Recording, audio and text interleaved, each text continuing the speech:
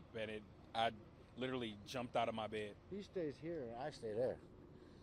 It shook our house. It shook the house. And then you just hear screaming, so like we kind of look outside to see what's going on.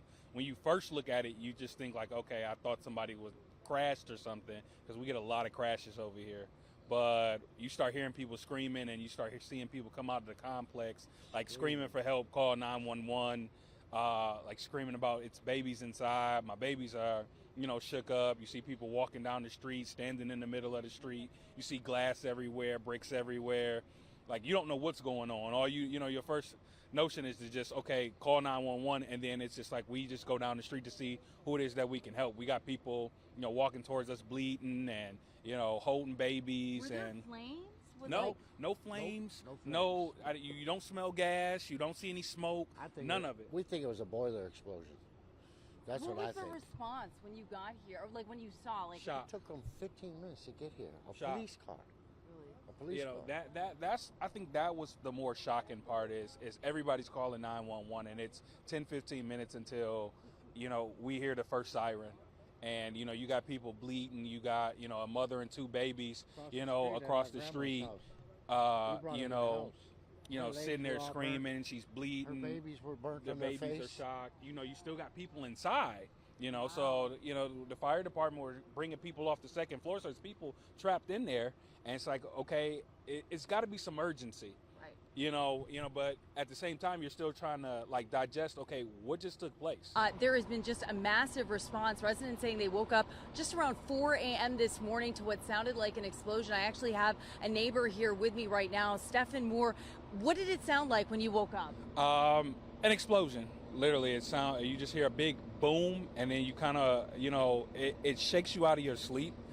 So I literally like hopped up, ran downstairs, looked outside.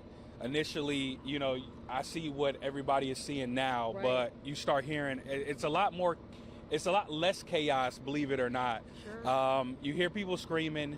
That's literally the sound that kind of like jars you into like, okay, we got to call 911. We got to get down there. You helped a mother with her young children. Yeah, it was, there was a mom, she was walking down the street. Yeah. So we sent her across the street to my neighbor's grandmother's house. She had two babies, she was bleeding. It was another mom, she had a 5-year-old baby with her. She walked towards us. The baby's father, he was bleeding from his arm. So then, like, really, we were just kind of like just directing, EMS and like, look, Sure. it's people hurt over there. It's somebody hurt over there. They still saying there's people inside over there. Like, you could see people on the second floor, so Really? it was chaotic. You had a lady running towards us, and she's just like, the baby's still in there. The babies are still in there. The babies are still in there. She's freaking out. You got other people coming like, calm down, calm down. We don't know what's going on. Calm down. You don't know who's inside. Did you see flames?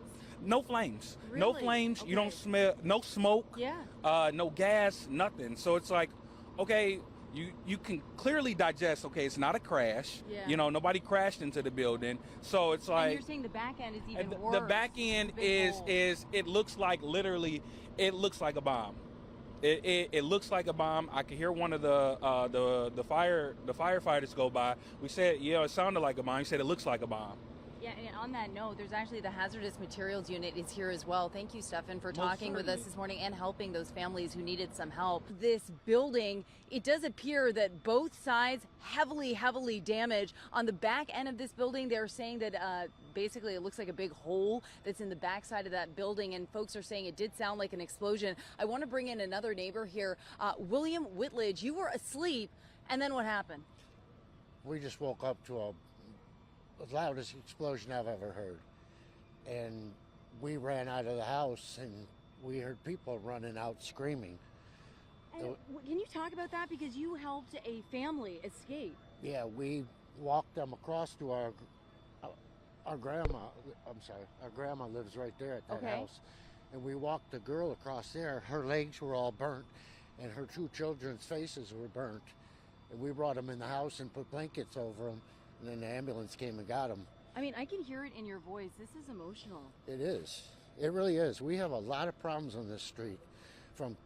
We have major car crashes. 2 weeks ago, a guy hit that pole right there, And that's what you thought it was at first when you first woke up, Yeah. right? You thought it was a crash? Yeah. Let's just walk over here. When you see the massive response here, you were saying that Detroit Fire and Police got here in about 15 minutes or so? Yeah. Okay. Not happy about it. but I hear some frustration there. Yeah. When you get up close, what is your sense? I mean, you've been out here for quite some time now. You know, I'm a 30-year plumbing contractor, Uh-huh. and I deal with boilers. I myself think it's a boiler explosion. How scary was it in those initial moments when you first came out and you saw this? It was real scary. It was real scary because, I mean, we got out here and seen all that debris on the ground in that Yeah. hole, and people were saying a car crashed into it, but we knew it wasn't a car. So it sounded like an explosion, but you didn't see flames. Nope. And then this is kind of what's left of the Yep. area. How is that mom? I think she just tried calling you. That was the girl's mom. So they're still in. They're still communicating. They're still. I mean, all their stuff's in there. Yeah. Yeah. Yeah, like I said, we They're took over the there right mom. now? We took the mom and the children over there, and the ambulance finally came and took the two children to the hospital, and the mom. And the mom's legs were burnt really bad. Really? Yeah, How scary was all of this? it was scary, Yeah. real scary. I mean, we've had multiple crashes on this street, but nothing like this. I mean, it felt like it lifted our house off the ground. Really? Yeah, it was that loud. Well, I'm so glad that you're okay and that you were here to help some of those folks. And I hope you get a little bit warm because it is a little chilly out here. Thank you, All right. William. Thank you. Again, just want to show you the scene here. If we just want to walk real quick. So you've got right down the street here. If you want to come over, Mason, you can see all of those fire trucks have lined up. And just take a look at the police tape. That's how windy it is out here. Things are getting colder and windier. And again, the cause of this blast, if you will, of what residents are describing it as, remains under investigation. We know I see DTE crews are on scene as well. Of course, you've got Detroit Fire and Police. We'll continue to follow this story. We're here on the city's west side at Schoolcraft and Littlefield. Again, the cause of whatever led to this devastation remains under investigation this morning.